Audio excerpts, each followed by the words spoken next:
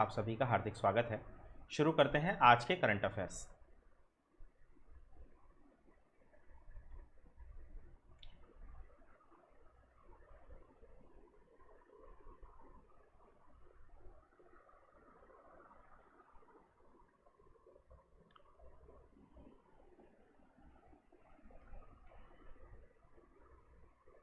नमस्कार दोस्तों, ओम लाइब्रेरी के इस करंट अफेयर्स के सेशन में आप सभी का हार्दिक स्वागत है। शुरू करते हैं आज के करंट अफेयर्स। आज के करंट अफेयर्स का सेशन स्टार्ट करें इससे पहले मैं आप सभी को बताना चाहूँगा कि यदि आप हमारे इस वीडियो की PDF प्राप्त करना चाहते हैं तो आप इसे हमारे फेसबुक पेज एवं टेलीग्राम चैनल से डाउनलोड कर सकते हैं। आइए बढ़ते हैं सबसे पहले कल के प्रश्न की ओर। कल हमारे द्वारा प्रश्न पूछा गया था कि भारतीय संस्कृति संबंध परिषद, जिसे ICCR भी कहा जाता है, इसका मुख्यालय कहाँ स्थित है? तो इसका सही उत्तर है नई दिल्ली। आइए बढ़ते हैं सबसे पहले कल के प्रश्न की ओर। हाल ही में जम्मू कश्मीर के नए उपराज्यपाल के रूप में किसे नियुक्त किया गया है? तो इसका सही उत्तर होगा मनोज सिन्हा। आप सभी को पता होगा कि जम्मू कश्मीर के lieutenant governor general C Murmu ने इस्तीफा दे दिया है तथा उन्हें अक्टूबर 2019 में जम्मू कश्मीर के लेफ्टिनेंट गवर्नर या उपराज्यपाल के रूप में नियुक्त किया गया था। राष्ट्रपति ने उनके इस्तीफे को स्वीकार कर लिया है और मनोज सिन्हा को जम्मू कश्मीर का नया LG नियुक्त कर दिया है। आइए जानते हैं जम्मू कश्मीर की स्थिति के बारे में। तो आप यहाँ पर इसकी राजधानी श्रीनगर को देख रहे होंगे, साथ ही जम्मू की लोकेशन आप यहाँ देख सकते हैं। लद्दाख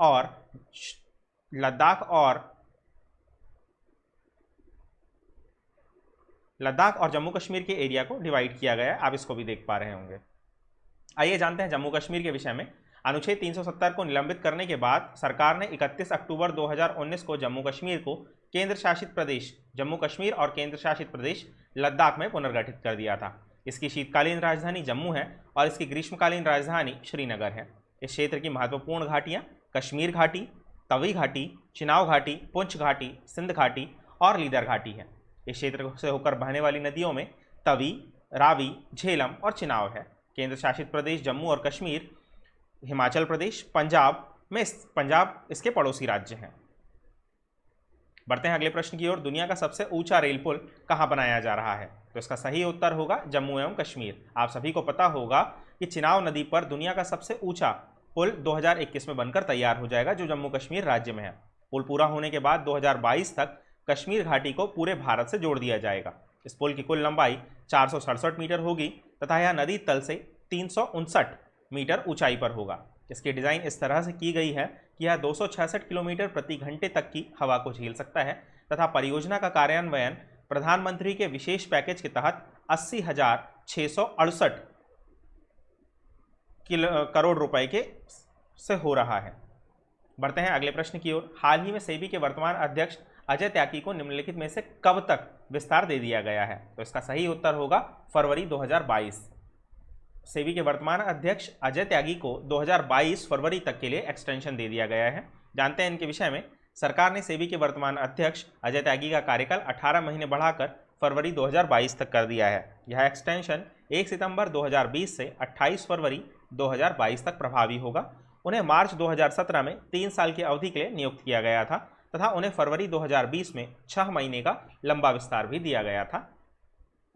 जानते हैं सेबी के बारे में, जिसे भारतीय प्रतिभूति और विनिमय बोर्ड कहा जाता है, securities and exchange board of India. इसकी स्थापना 1988 में हुई थी और इसे वैधानिक दर्जा 1992 में दिया गया था। इसका मुख्यालय मुंबई में है तथा इसमें एक अध्यक्ष के अलावा सेबी के वर्तमान 4 पूर्णकालिक सदस्य और 3 अंशकालिक सदस्य होते हैं। बढ़ते हैं अगले प्रश्न की ओर। किस राज्य सरकार ने परिवार पहचान पत्र लॉन्च किया है? इसका सही उत्तर होगा हरियाणा। आइए जानते हैं परिवार पहचान पत्र के बारे में। हाल ही हरियाणा सरकार ने परिवार पहचान पत्र, जिसे PPP लॉन्च किया है। PPP प्रत्येक परिवार को आवंटित एक 8 अंकों की विशिष्ट पहचान संख्या है, जो परिवार की एकल इकाई माना जाता है। सरकार का लक्ष्य PPP के माध्यम से राज्य के प्रत्येक परिवार की निगरानी करना है तथा राज्य सरकार ने सामाजिक सुरक्षा योजनाओं का लाभ उठाने के लिए परिवार पहचान पत्र पोर्टल पर अपना पंजीकरण कराना अनिवार्य कर दिया है। इस पोर्टल के अंतर्गत हरियाणा राज्य के 56 लाख परिवारों को अगले 3 महीनों के भीतर परिवार पहचान पत्र बना दिया जाएगा। बढ़ते हैं अगले प्रश्न की ओर। हाल ही में PM नरेंद्र मोदी ने अयोध्या में राम मंदिर की आधारशिला रखी। यह मंदिर वास्तुकला की कौन सी शैली में बनाया जाएगा? नागर शैली, द्रविड़ शैली, बेसरा शैली या उपरोक्त में से कोई नहीं। तो इसका सही उत्तर होगा यह मंदिर नागर शैली में बनाया जाएगा। आइए जानते हैं नागर शैली के बारे में। तो नागर शैली का चित्र आप यहाँ देख पा रहे होंगे, जिसमें गर्भगृह सबसे अंतिम में, कलश मंदिर के सबसे ऊपर में होता है। इसके अलावा अमलकाश, शिखर, मंडप और अर्धमंडप, ये सभी नागर शैली की विशेषताएं होती हैं। हाल ही में पीएम नरेंद्र मोदी ने अयोध्या में राम मंदिर की आधारशिला रखी है तथा मंदिर का निर्माण नागर शैली में मंदिर की वास्तुकला में किया जाएगा। मंदिर में कुल 5 गुंबद अधिक संख्या में श्रद्धालुओं को ठहरने के लिए उपलब्ध होंगे तथा एक शिखर गर्भगृह पर होगा। मंदिर के वास्तुकार चंद्रकांत सोमपुरा है। आप सभी को चंद्रकांत सोमपुरा का नाम ठीक से याद रखना होगा। आइए जानते हैं नागर शैली के विषय में। यह उत्तर भारत के आमतौर पर मंदिर वास्तुकला की एक शैली होती है तथा मंदिरों का निर्माण आमतौर पर उठाए गए मंच पर होता है, मतलब वहां पर बेस ऊंचा होता है। गर्भगृह हमेशा ऊंचे टावर यानी शिखर में के नीचे स्थित होता है। जैसा कि आप यहाँ देख पा रहे होंगे, यह एक टावर है जिसे कलश जहाँ पर रखा हुआ और ये शिखर कहलाता है, और गर्भगृह यहाँ पर होता है। नागर शैली में मंदिरों में विस्तृत चारदीवारी या द्वार अक्सर अनुपस्थित रहते हैं। शिखर अम्लाक या कलश से सुशोभित होता है, जैसा कि आप नागर शैली में यहाँ कलश की स्थापना देख सकते हैं। आइए जानते हैं मंदिरों की 3 शैलियों के विषय में, जिसमें नागर शैली, द्रविड़ शैली और बेसर शैली मुख्य है। बेसर शैली मुख्यतः नागर और द्रविड़ का मिलाजुला रूप होता है। आपको यहाँ पर मैं बता दूं कि नागर शैली की विशेषताओं में आमलक, शिखर, गर्भगृह, मंडप तथा चबूतरा इसकी विशेषताएं होती हैं। बढ़ते हैं अगले प्रश्न की ओर। खेलो इंडिया योजना की आम परिषद की पहली बैठक के अध्यक्ष कौन बने? इसका सही उत्तर होगा किरण रिजिजू। आइए जानते हैं इसके विषय में। युवा मामलों के खेल मंत्री किरण रिजिजू खेलो इंडिया योजना की पहली सामान्य परिषद के बैठक के अध्यक्ष रहे हैं। इस योजना के तहत राज्य स्तरीय खेलो इंडिया गेम्स का आयोजन प्रतिवर्ष बड़ी संख्या में सभी राज्यों में खेल प्रतिभाओं की पहचान करने के उद्देश्य से किया जाएगा। जो राज्य पहले से ही वार्षिक खेल प्रतियोगिताओं का संचालन करते हैं वे खेलो इंडिया योजना के साथ जुड़ सकते हैं और केंद्र इन आयोजनाओं के संचालन में उनकी मदद भी करेगा। इस योजना के तहत 5 से 10 साल तक की उम्र के बच्चों की प्रतिभा को पहचान कर उन्हें भावी चैंपियन बनाने के लिए तैयार किया जाएगा। बढ़ते हैं अगले प्रश्न की ओर। किस राज्य में महिला सशक्तिकरण के लिए ITC, HUL और P&G के साथ एक समझौते ज्ञापन पर हस्ताक्षर किए गए हैं? इसका सही उत्तर होगा आंध्र प्रदेश। आइए जानते हैं इसके विषय में।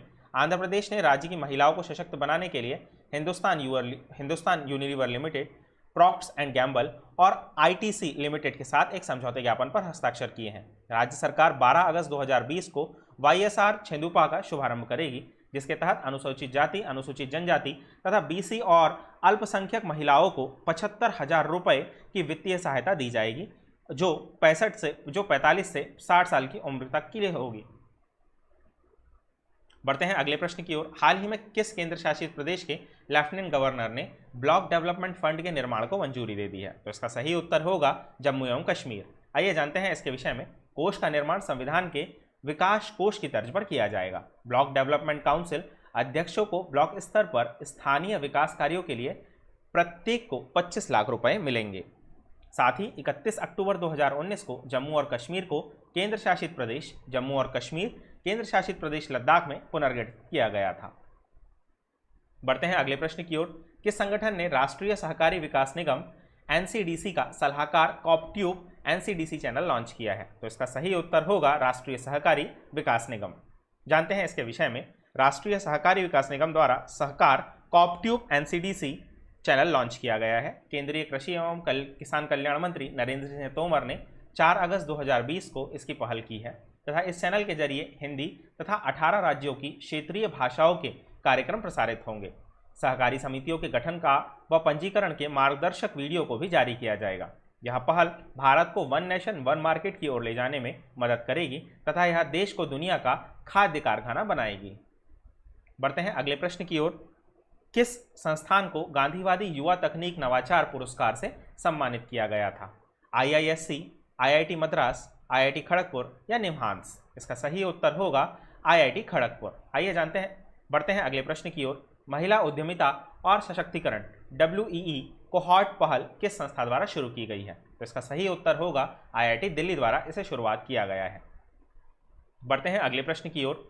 हाल ही में KBR एयरपोर्ट की सुरक्षा CISF को सौंप दी गई है। यह हवाई अड्डा किस शहर में स्थित है? तो इसका सही उत्तर होगा लेह।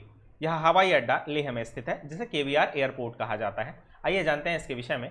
अति संवेदनशील केवीआर एयरपोर्ट की सुरक्षा की जिम्मेदारी केंद्रीय औद्योगिक सुरक्षा बल CISF को सौंप दी गई है। इससे पहले इसकी सुरक्षा CRPF के पास थी। केवीआर हवाई अड्डा लद्दाख के लेह में स्थित है और 140 परिचालन हवाई अड्डों में CISF ने सुरक्षा कवच प्राप्त करने वाला देश का 64वां हवाई अड्डा बन गया है। BACS भारत के नागरिक उड्डयन सुरक्षा के लिए विनियामक प्राधिकरण है तथा इसे 1976 में इंडियन एयरलाइंस की उड़ान के अपहरण के बाद पांडे समिति की सिफारिश पर 1978 में स्थापित किया गया था। बढ़ते हैं अगले प्रश्न की ओर। किस राज्य में थैंजोल गोल्फ रिसोर्ट का वर्चुअल उद्घाटन किया गया? तो इसका सही उत्तर होगा मिजोरम। मिजोरम में थैंजोल गोल्फ रिसोर्ट का उद्घाटन कल ही किया गया था। आइए जानते हैं इसके विषय में। केंद्रीय संस्कृति और पर्यटन मंत्री प्रहलाद सिंह पटेल ने थैंजोल गोल्फ रिसोर्ट का उद्घाटन किया था। आइए जानते हैं मिजोरम राज्य के बारे में। मिजोरम की राजधानी आइजोल है। यहाँ के मुख्यमंत्री जोरमथांग है जो मिजो नेशनल फ्रंट जिसे MNF कहा जाता है उस पार्टी से हैं। यहाँ के गवर्नर PS श्रीधरन पिल्लई है तथा इसके 2 पड़ोसी देश जिनमें म्यांमार और बांग्लादेश है। आप सभी को पता होगा कि मिजोरम से होकर के कर्क रेखा गुजरती है तथा कर्क रेखा भारत के 8 राज्यों से होकर निकलती है। ये 8 राज्य हैं: गुजरात, राजस्थान, मध्य प्रदेश, छत्तीसगढ़, झारखंड, पश्चिम बंगाल, त्रिपुरा और मिजोरम। आप सभी को इन 8 राज्यों के बारे में जानकारी जरूर होनी चाहिए। बढ़ते हैं अगले प्रश्न की ओर। हाल ही में अंतर्राष्ट्रीय क्रिकेट में एक कप्तान के तौर पर सबसे ज़्यादा छक्के लगाने वाले बल्लेबाज निम्न में से कौन है? महेंद्र सिंह धोनी, युवराज सिंह, गौतम गंभीर या इयान मॉर्गन? इसका सही उत्तर होगा इयान मॉर्गन। आप सभी को पता होगा कि इयान मॉर्गन इंग्लैंड के हैं तथा इयान मॉर्गन ने अंतर्राष्ट्रीय क्रिकेट में सबसे ज़्यादा छक्के लगाने वाले कप्तान बन गए हैं। इयान मॉर्गन बतौर कप्तान अंतर्राष्ट्रीय क्रिकेट में 213 छक्के लगाए हैं तथा उन्होंने महेंद्र सिंह धोनी के 211 छक्कों के विश्व रिकॉर्ड को तोड़ दिया है। धोनी ने ऑस्ट्रेलिया के पूर्व कप्तान रिकी पॉन्टिंग के 171 छक्कों को पीछे छोड़कर वर्ल्ड रिकॉर्ड अपने नाम किया था, जिसे आप इयान मॉर्गन ने अपने नाम कर लिया है। बढ़ते हैं अगले प्रश्न की ओर। भारतीय रेलवे के किस क्षेत्र में पहली बार व्यापार माला एक्सप्रेस ट्रेन का संचालन किया गया है? उत्तर रेलवे, मध्य रेलवे, दक्षिण पूर्वी रेलवे या इनमें से कोई नहीं? तो इसका सही उत्तर होगा उत्तर रेलवे। आइए जानते हैं व्यापार माला एक्सप्रेस के बारे में। तो आप सभी देख पा रहे होंगे कि व्यापार माला जो स्टार्ट की गई थी वो गोनिया से स्टार्ट की गई थी तथा यह त्रिपुरा स्टेट में गिरजिना पर जाकर के समाप्त होगी तथा यहाँ पर 12 वैगन में राइस और पल्सेस को भरा गया है। साथ ही किशनगंज रेलवे स्टेशन पर भी इसे रोका गया। आइए जानते हैं इंडियन रेलवेज के बारे में। इसकी स्थापना 16 अप्रैल 1853 को हुई। इसका मुख्यालय नई दिल्ली में है तथा रेल मंत्री पीयूष गोयल है। रेलवे बोर्ड के अध्यक्ष विनोद कुमार यादव है। RPF के महानिर्देशक अरुण कुमार है जो रेलवे प्रोटेक्शन फोर्स जिसे कहा जाता है। स्वतंत्र भारत के पहले रेल मंत्री जॉन मथाई थे। बढ़ते हैं अगले प्रश्न की ओर। किस राज्य सरकार ने शहीद महेंद्र कर्मा तेंदुपत्ता संघर्ष समाज सुरक्षा योजना की शुरुआत की है? तो इसका सही उत्तर होगा छत्तीसगढ़। आप सभी को इस प्रश्न को देखकर ही समझ जाना चाहिए कि तेंदुपत्ता का सबसे अधिक उत्पादन छत्तीसगढ़ में होता है। आइए जानते हैं इसके विषय में। तो सामाजिक सुरक्षा योजना जो है वो छत्तीसगढ़ ने स्टार्ट की है और यह शहीद महेंद्र कर्मा के नाम पर स्टार्ट की गई है तथा यह तेंदुपत्ता संग्राहकों मजदूरों को सामाजिक और आर्थिक सुरक्षा प्रदान करती है, जिसमें दुर्घटना एवं पूर्ण विकलांगता की स्थिति में 2 लाख रुपये की, आंशिक विकलांगता की स्थिति में 1 लाख रुपये की राशि दी जाएगी। सहायता अनुदान की राशि सीधे संग्राहकों के बैंक खातों में जमा की जाएगी तथा प्रदेश के 12.5 लाख तेंदुपत्ता संग्राहक परिवारों को यह लाभ मिलेगा। आइए जानते हैं छत्तीसगढ़ के विषय में। तो इसकी स्थापना 1 नवंबर 2000 को हुई थी तथा यह 26वां राज्य बना था भारत का। इसकी राजधानी अटल नगर या नया रायपुर है। पहले यह रायपुर थी तथा अब नया रायपुर अटल नगर जिसे नाम दिया गया है। यहाँ के मुख्यमंत्री भूपेश बघेल हैं जो कांग्रेस से हैं। यहाँ के गवर्नर अनुसुईया उइके हैं। यहाँ के मुख्य न्यायाधीश PR रामचंद्र मेनन है। बढ़ते हैं अगले प्रश्न की ओर। किस बैंक ने ऑटोमेटेड वॉइस असिस्टेंट लॉन्च किया है जिसे AXAA कहा गया? तो इसका सही उत्तर होगा एक्सिस बैंक। एक्सिस बैंक ने AXAA नाम का ऑटोमेटेड वॉइस असिस्टेंट स्टार्ट किया है। आइए जानते हैं इसके विषय में। तो एक्सिस बैंक की स्थापना 1993 में की गई थी। इसका मुख्यालय मुंबई में है तथा इसके MD और CEO अमिताभ चौधरी हैं। इसके अध्यक्ष राकेश मखीजा हैं। बढ़ते हैं अगले प्रश्न की ओर। स्वच्छ भारत क्रांति नामक पुस्तक का विमोचन कहाँ पर किया गया? यह पुस्तक किसने लिखी है?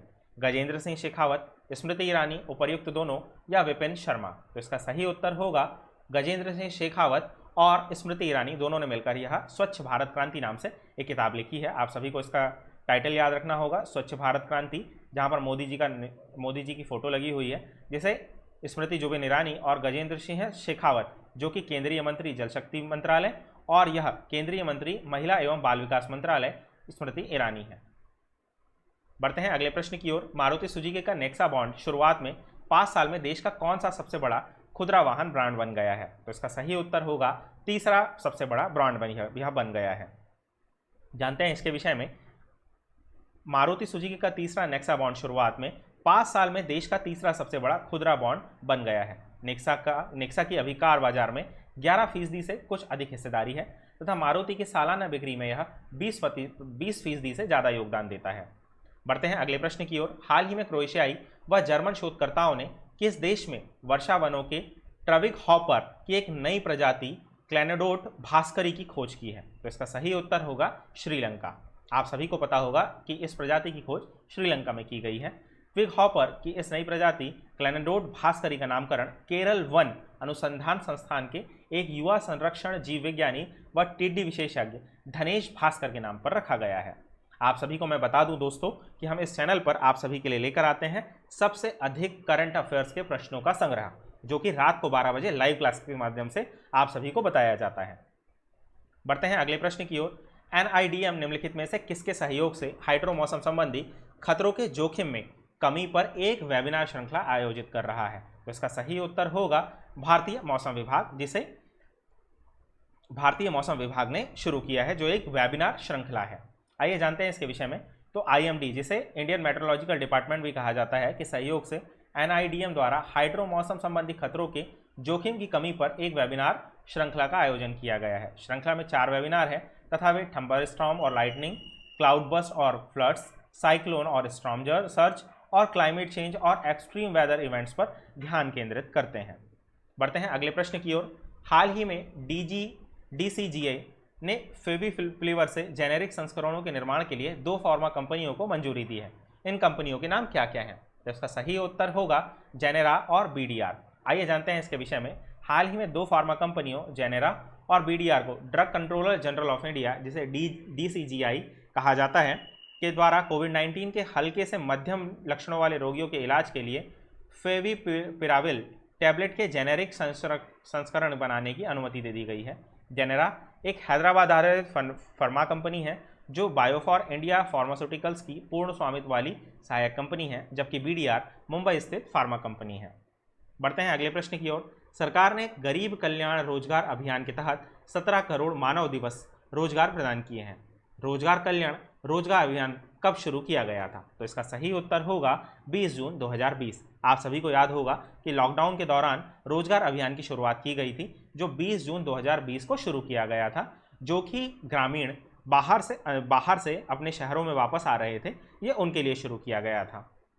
आइए जानते हैं इसके विषय में। तो सरकार ने ग्रामीण कल्याण रोजगार अभियान के तहत प्रवासी श्रमिकों को 17 करोड़ मानव दिवस का रोजगार प्रदान किया जाएगा।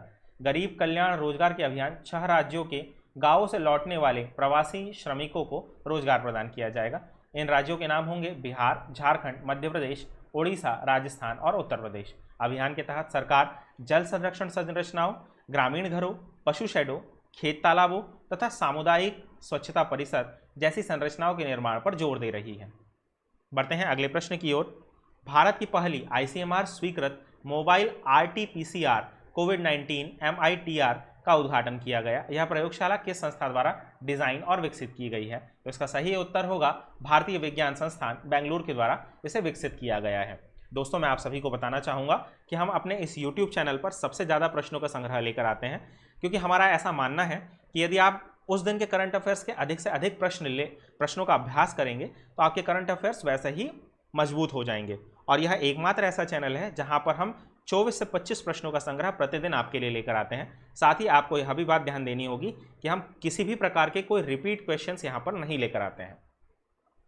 बढ़ते हैं अगले प्रश्न की ओर। दोस्तों, इस प्रकार हमारे आज के करंट अफेयर्स का सेशन समाप्त होता है। आप सभी के लिए आज का प्रश्न, विश्व स्तनपान सप्ताह हर साल किस माह में आयोजित किया जाता है? आप सभी को अपने उत्तर कमेंट बॉक्स में देने हैं। आई होप कि आप सभी को हमारा आज का प्रोग्राम पसंद आया होगा। यदि आप सभी को हमारा आज का प्रोग्राम पसंद आया है तो हमारे इस चैनल को लाइक करें, सब्सक्राइब करें एवं अपने दोस्तों के साथ शेयर करें। साथ ही यदि आप इस वीडियो की PDF प्राप्त करना चाहते हैं तो इसे आप हमारे YouTube चैनल, टेलीग्राम चैनल एवं फेसबुक चैनल से प्राप्त कर सकते हैं। धन्यवाद।